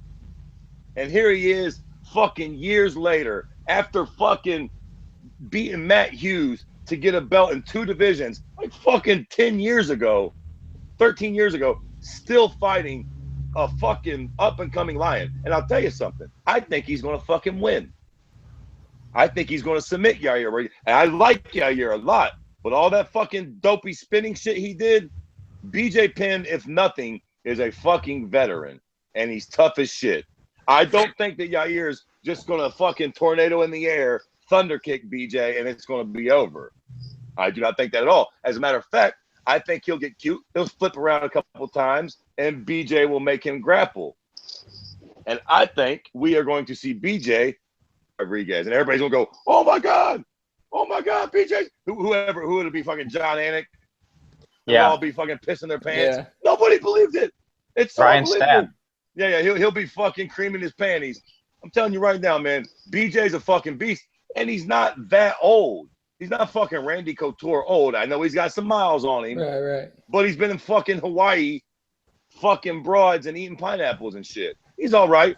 If BJ gets focused, he'll win this fucking fight, and he's the man. We should all when has BJ ever been in a fucking boring fight? Fuck. He's been in a sad fight. Nate Diaz, man. So no, Nick Diaz. That Nick Diaz fight, that was horrible. Oh, I gotta hand it to BJ though. He tried to stand with Nick Diaz. He failed, but he tried to stand with him. But that's how you lose to Nick Diaz. Listen, the Caleb Starnes Nate Corey fight was horrible. Yeah. Right? That fight was all right. And if that fight is your fucking bad fight in your career, that's my point. I'm gonna say Frankie Edgar, but whatever. Real quick on the YouTube comments because it's pretty funny. Mike Jarvis says every shot Fred takes, he becomes more ginger. Georgie says he's drunk as fuck. I'm not fucking. You know what? What's going on? Are all you pricks colorblind? It's ginger. Oh, here we go. It's ginger. This is an fine Instagram. Blonde silk, you cocksucker. It's ginger. It's an Instagram. It's ginger. Oh, Andy's just fine. When Trump eventually hires me for the cabinet because I am indeed part of the fucking Aryan race. Do you know anything about the Aryan race? Do you know anything about the Aryan race? Not with that ginger. You were one of the people that were being shipped into the gas chambers being ginger, mate, I tell you. Yeah, your goddamn mind. I would have been Hitler's boy. This is fine blonde silk. And my eyes are blue, I think. This is Instagram, dude. There's no pictures being taken right now. All right, settle down. I'm proving a goddamn point.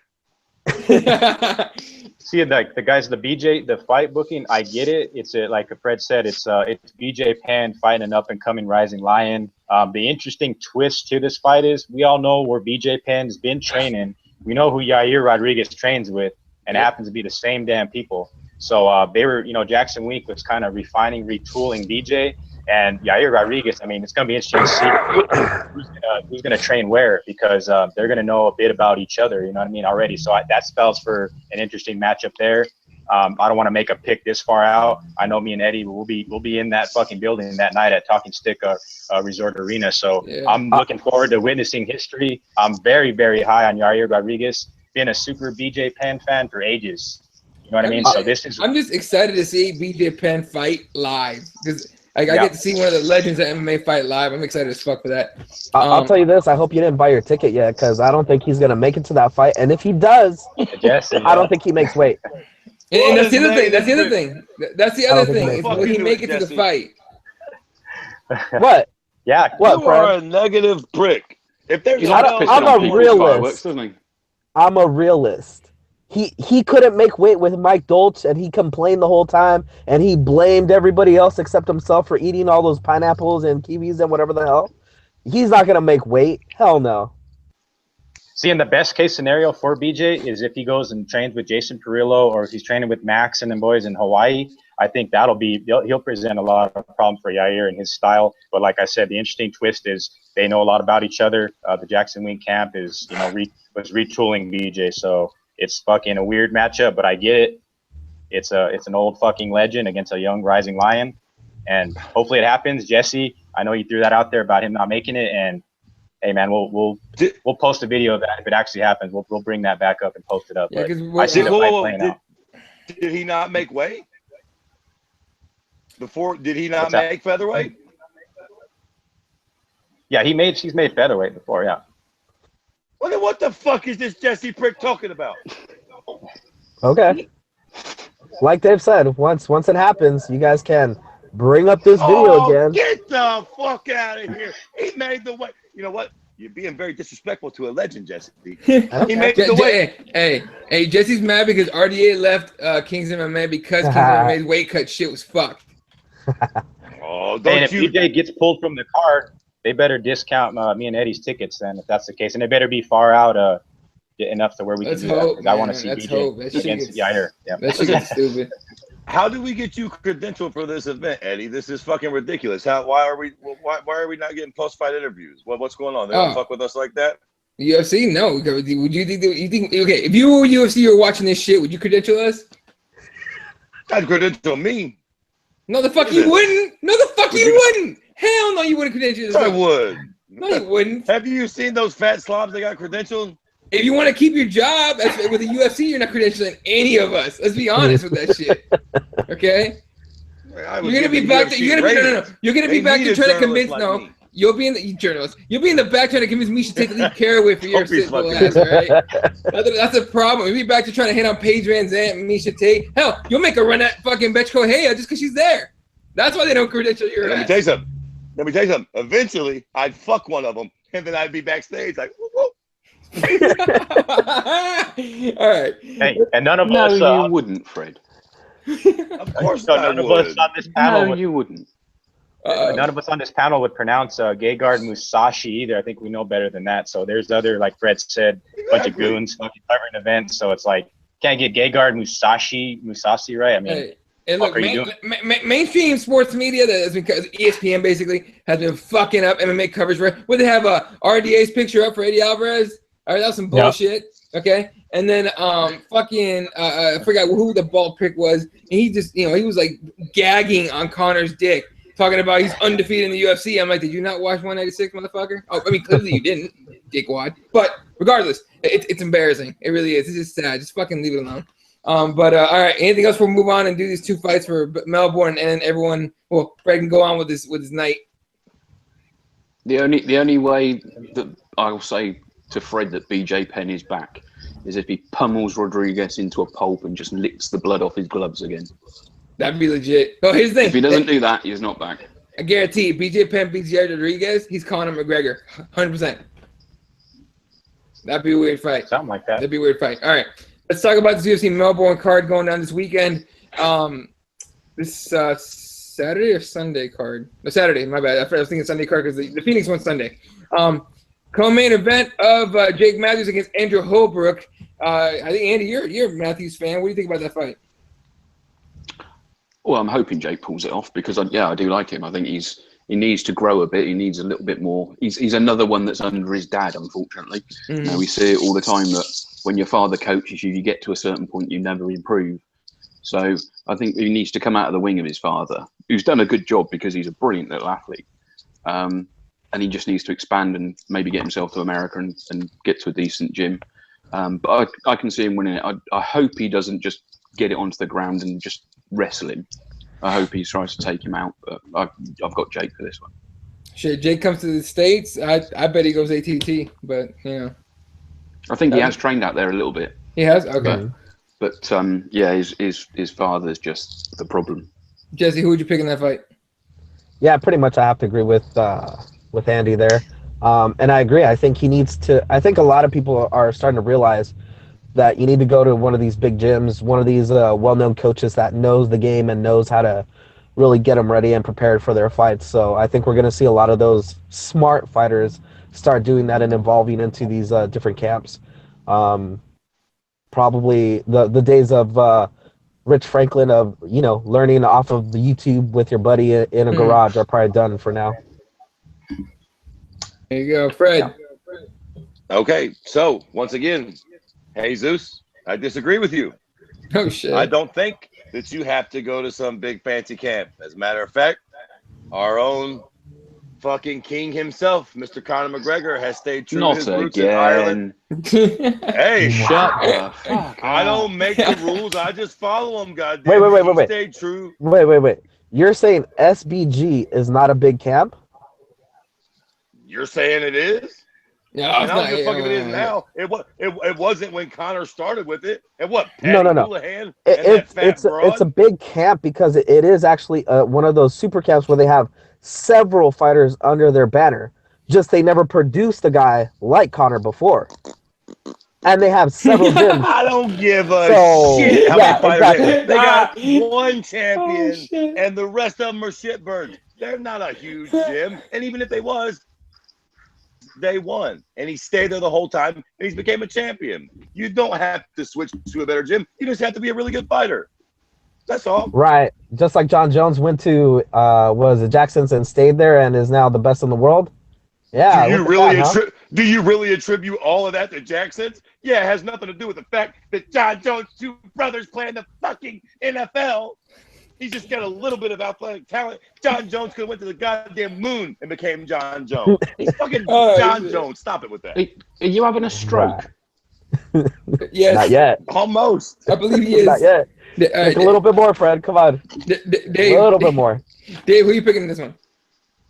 Yeah, it's a cool matchup. I mean, both these guys are pretty, some rising prospects in the division. I mean, Jake Matthews has only competed, I think, once in the States, and he suffered that KO loss to Kevin Lee. So we're talking about Kevin Lee earlier, but I think Matthews has got some upside. I mean, they need to book him in a couple fights in America. I mean, I know he's native to Australia, so they like to, generate a lot of buzz and get him booked on those cards down there. And I think the last time they were doing this show in Melbourne was the Holly Holm and Rousey event was in the same place. So it's a pretty big deal for him. It's a big fight for him. I think it'll be very close. I think it'll probably go the distance.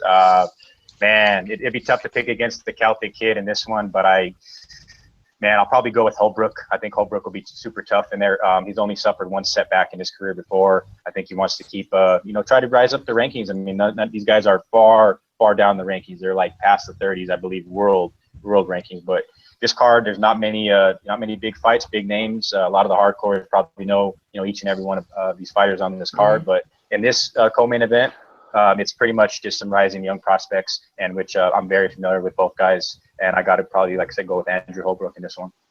Yeah, I like Jake Matthews in this one. I just do. The dude's a rising star and all that. And look, Holbrook has upset some fighters before, so I'm not throwing him out completely. But I'm hoping Jake Matthews, fucking takes the bull by the fucking horns and does something about his rising stock. Real quick, some YouTube comments. Jeremiah says, no love for BJ. I thought only casuals didn't know who BJ was. Yeah, we know who the fuck BJ is. We also seen his last couple fights. Fuck. Okay. I'm worried for BJ, but I'm just happy to see him fight in person. Mike Jarvis says, no. Georgie says, Kirby's drunk as fuck. Mike Jarvis replies, his ginger levels are getting high, and Georgie goes drinking until he goes blonde. I tell you what, Mike Jarvis, I'm gonna kick your ass if I ever find you out in public. God damn it. It's enough with the ginger shit hurts my feelings. All right, get cut deep. Kirby's calling up. Kirby against CM Punk. They're winner weird gets, little people. No, Kirby against CM Punk. Winner gets Mike Jarvis. Fuck it. Let's make that happen. Listen, seriously. Before we cut the show out, Yeah. If you guys want to get CM Punk, check it out. I'm drinking. We're probably 3 or 4 months out from the fight. Sign me up. You can probably get a win off of him. I'll get a little fucking shot of fucking views for our podcast. Jonathan Snowden, you fucking twat. Or they can sign me up to fight that prick. Twat, not twat. Guarantee you. Was it twat? Twat. Yes. Twat. Yeah. I'm a bit of a hillbilly with that shit. Twat. Yeah, so like you guys mentioned, though, CM Punk, though, we'll touch on it just right now. Dana White, there's possible plans to have that motherfucker fight in the UFC cage again. So Cyborg is giving him Cyborg. Me, listen, all bullshit aside, who's he gonna fight? I'm the only person qualified to fight CM Punk. He's the worst fighter that Earth. You know how fucking Chelsea always say shit. He's the best fighter that God ever created. CM Punk is the worst fighter that God ever created. Give him me. I'd say right now you probably were, to be honest. Yeah, I think Kirby. What, it'd be me? I'd be the worst fighter? Yeah. Listen, let me tell you something. Don't let the pretty hair and the goddamn drunk persona fool you. What? I used to fucking take karate, and I was quite good at it. It's the only thing I've ever been good at. Listen, you guys kiss my ass, I'm fucking serious. I'll go CM Punk the fucking beating. Can't go all you want. I'm fucking flexible. All right. And yeah, I'm sure you are. I bet your back's really flexible. Oh, God. Oh, English. Don't you got a long cigarette to smoke somewhere? Fucking, you know what? Get Kirby to test Planet Jiu-Jitsu ASAP in case that fight even happens. All right. And all right, let's talk real quick. Let's talk about this main event, man. Fuck, what was the main event? I'm fucking out of it now. Whitaker. Thank you. you. There you go. Whitaker Brunson. Brunson. Yeah. Brunson. Yep. Thank you. Oh, who the fuck was I talking about? Looked like who was it? It looked like Charles Bronson. Fuck, who was it? Sorry, I just completely posted the came out of right field. Anyway, Bronson. Somebody I was watching and I tweeted out. I think I might have been drunk. Like I was like, this guy looks like Charles Bronson, but I forgot who it was that I was talking about. Yeah. Charles Bronson was fucking badass. Have y'all ever seen Death Wish? That's a great movie. Have you ever seen Death Wish, the Charles Bronson movies? Yeah. Oh God, what a shite they were. The one with Tom Hardy was decent. I liked it. He's fucking Charles Bronson. He's badass as fuck. You two are on about completely different Charles Bronson. Yeah, they are. Are we? Yeah. How drunk are you, Who dude? the fuck are y'all talking about? There's all right, fuck it. Move on. Derek Brunson. Derek Brunson against Robert Whitaker is the main event. Should be pretty fucking fun fight. Jesse, who you got? Wow. Brunson. There, bam. Red. Boom. Look at, holy shit. That was a fucking miracle. Jesse summed it up in 3 fucking seconds. Holy shit. All right. Fucking ditto. Brunson. All right, Dave. Oh, yeah, man. Jackson Wink, Brunson. Yeah, he's got deadly hands. And Robert Whitaker is, I mean, he's a young cat. He's trying to, rise up in that 85 division. But right now he's running into D Bruns, and he's going to find himself fucking looking up at the lights in Melbourne. All right, Andy. D Bruns. I like that. Doesn't Brunson have nickname, like though. That's what they call it. I thought Brunson has like a really stupid ass nickname. What is? Let me see. That's what they refer to him, like his boys or whatever, like his homies here at Jackson. No, I believe he has a really stupid ass nickname. Well, what is it? No, I remember hearing somebody was talking about that he has a really stupid nickname, but we know English is going to pick the European, right? Come on, pick that Robert Whitaker. Who's the European in this? He comes from New Zealand, right? Yeah. Fucking hell. Do you know what the bloody planet looks like? I know. Hey. Fuck me. Close enough. Further away from Europe than we are from you. I'm lumping him in with y'all. He ain't one of us. Well, he's not one of us either. Continents. Jesus Christ. Geological plates. Do you know about them? The stretching of. Oh, Jesus. Fucking hell, Fred. Hey, and this fight, too, guys. He's on you guys. Yeah, Brunson's number 8, Whitaker's number 7, so it's proper matchmaking, and it would be a big upset, I think, if Whitaker were to win this. But it'd be great. He's in his backyard in Australia, so I think it'll be an exciting fight for about 3-4 minutes, and then Brunson puts him away. Andy, did you make a pick? Brunson, all right. not the European. I'll be a son of a bitch. I got Brunson too. I wouldn't be surprised if Whitaker finds a way to to pull up an upset, but I got Brunson in this one. It's just, European. Too much on that. Fuck. All right. All right. Well, it's been a really fun show. Okay, wait a minute. So wait. He's a whole different region of some shit. What do we call him? What? Are you serious? Are you genuinely serious? I'm a little drunk, but I'm just making sure. You do not know where New Zealand is. You don't know where New Zealand is. I know where New Zealand is. I just didn't know they got their own like term of endearment. We just called them New Zealanders.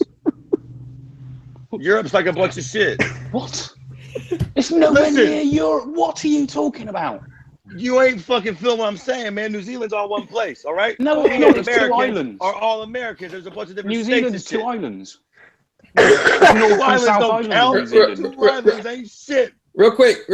Hawaii's 50. Somebody make sure Aaron Robbins hears about this whole thing. 'Cause I can't wait to hear Sunday's episode of fucking Stand and Bang, whatever you guys are calling it. Because Aaron's gonna be fucking. He's gonna have a field day with this shit. New Zealand. Tell him to Europe. kiss my ass too. No, go and find a globe at some point when you sober up, and look at how fucking He's gonna stupid fuck you with are. him later. Watch. He's like, damn it, is it really like not in Europe? Like, all right. Listen. What's up? Whoa. Let's not fuck up the dialogue here. I'm not mistaken it with being in Europe. I'm just fucking saying it's weird that we just call them New Zealanders. We don't just call you a Londoner. Oh, I'm English. You're fucking European. No, I'm not. I'm English. Oh, English my ass. You don't get your own shit. You're European. We have our own Goddamn money. Germans We are have our own. European. What the fuck are you on about? Europeans. Welcome to Trump's America. Yeah. Jesus. No wonder. Just no wonder. So who the fuck is European? What do you mean? European? What do you mean? Who is? Oh. You're not European. French are European, Germans are European, Italians are European, bloody Polish are European. So everybody but fucking It's London a continent. and England is European. It's a continent. You're Where's not England American, you're North American. True enough. America includes bloody Argentina if you conclude it as a continent. Okay. So you're North American. So but your own fucking goddamn England is in Europe though, right? yes, but New Zealand isn't. What is it? Enough with your butts. Okay. You're European. God damn it. You and Conor McGregor. You're both European. All right. I hate to end this, but we need Kirby to go sober up a little bit because I think he finished that bottle. So, all right. There you go. All right, anything else you guys want to talk about before we go? Yeah, just a quick rundown of fight bookings. We all talked about Yair versus Penn, Fox 22 fight night. Bisping Romero, we're thinking UFC 210 now from the sounds of Michael Bisping himself. Tim Kennedy versus nobody. Fedor versus Matt Mitrione. Also, Whoa. Fedor? Sorry. Yeah. Can we get some quick opinions on that? Yeah. Matt Mitrione, Yeah, Fedor. my opinion. What the fuck? Why? yeah, that's Why not? Why not? why not? Okay, we're gonna see what Fedor has left. Maldonado beat his ass. He beat his fucking ass down. English. Smart move by Bellator though. Great move by Bellator. Scott Coker's a fucking genius to get circus fights going, but still, what the fuck? Which is exactly why he's only paying Ben Henderson 50 grand. Yeah, right? This is where the money's gone. Benson's got to be super pissed that he even jumped ship. Like, I don't see his fucking sponsors making up for that money. What's up? So, do y'all think that Fedor is just going to get trounced? Oh, man, I think it's a good shot he does. But, I mean, if Mitrione says he's going to fight like he normally does, he's not changing shit, right? So he's going to go in there like stupid and swing with him. I think Fedor can catch him. Like Mitrione's not a boxer the way fucking Maldonado is. But yeah, but Fedor's prone to jelly legs lately, isn't he? Exactly. Yep. Right? Maldonado rocked him a few times. Not just once. He dropped his ass like 3 times.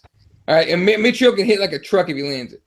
Yeah, Fabio Maldonado is #1 on the KTB list. If you guys didn't know that fucking guy, like, if you guys remember the Rampage Jackson fight, like, he threw everything he had at the motherfucker, and like the guy just he's KTB #1 on the list just for future reference.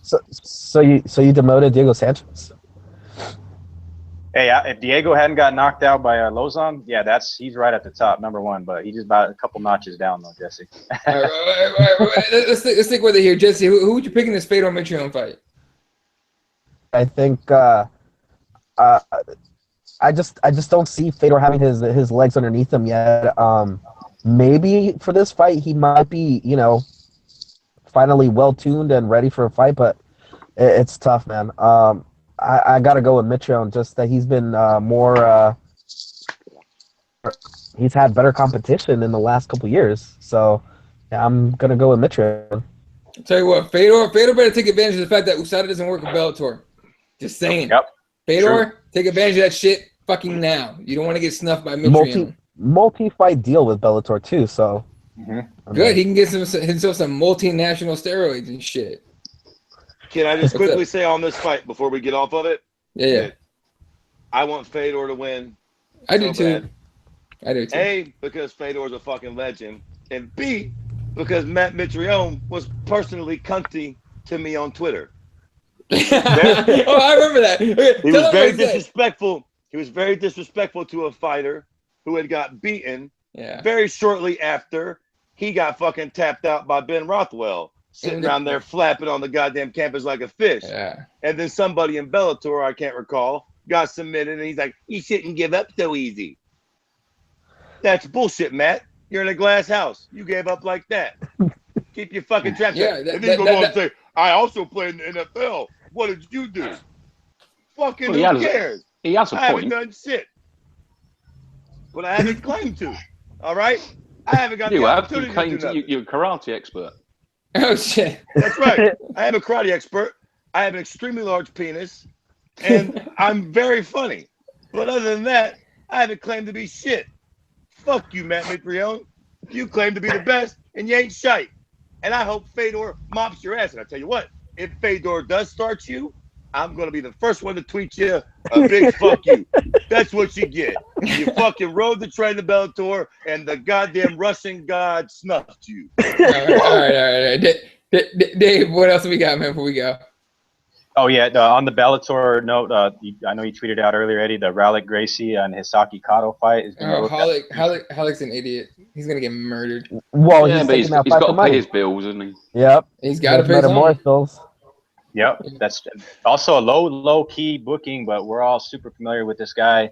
He's seemingly the Cowboy Cerrone of the 85 division. Sam Alvey, Nate Marquardt is booked as well. That's solid. That's a solid fight. So yeah, I like that. Yeah, and then like we mentioned earlier, the Jimmy Rivera, Brian Caraway, that's also going to be on UFC Phoenix, and I expect there to be likely some, they're going to build up these cards. There's already, they got their. I think the first 6 months already planned for 2017. So Denver, Anaheim, UFC Houston, UFC Brooklyn. So tons of events. UFC Halifax, February 19th. So I think early 2017 we'll see some excellent fights, and we're all kind of wondering what the hell is going to go forward with the UFC 205 division. And I'm super interested in that Daniel Cormier, Anthony Johnson fight. Hey, real quick, you know how before this new tough season started, someone leaked out the winner. Yep. Right, and did everyone hear it? Who it was? Yeah. Yeah, I forgot. All right, we'll talk about it after the show. I don't want to ruin it for people that actually care. That dude's still in the fucking tournament. So I'm thinking that shit was. I'm thinking that shit was on point. So we're gonna see. Wasn't there a huge fine embargo on that? Didn't they $3 million or something if you revealed it? $10 million. Yeah. Listen. Oh, here we go. Fucking little people care about this shit. They just leaked it and nobody even cares. Who gives a shit? Nobody's even watching no more. For Christ's sakes, that show is fucking done. It's enough with it. Yeah. Well, all right. What? Reformat it. Just do something different, or be done with it. I don't think people keep talking about how could you make The Ultimate Fighter watchable again? Man, I would say you know what I'm saying? Yeah. I would say how do you make the new Terminator movie? It's over. It's over. I would say just stop it for some shit has its time and then it's over. I would say stop it for a couple of years, see what happens. All right. It's gonna do it for us. Real quick, MMA cut of the week. Are we on agreement here? Same guy as usual. Jonathan Snowden. MMA cut of the week. Every week. As usual. All right. You can follow Jesse at Sport1983. Kirby is at Kirby_MMA. Dave's buy him a bottle. There you go. Dave's at Dave's MMA Brief. And of course, Andy doesn't give a fuck if you follow him. You can follow me at Ela31. Yeah, and I'm not in New Zealand. And he's not in New Zealand. So he is fucking European though. No matter what he Jesus says. Christ. All right. Everybody have a good night. Thanks for watching. We'll catch you guys next week.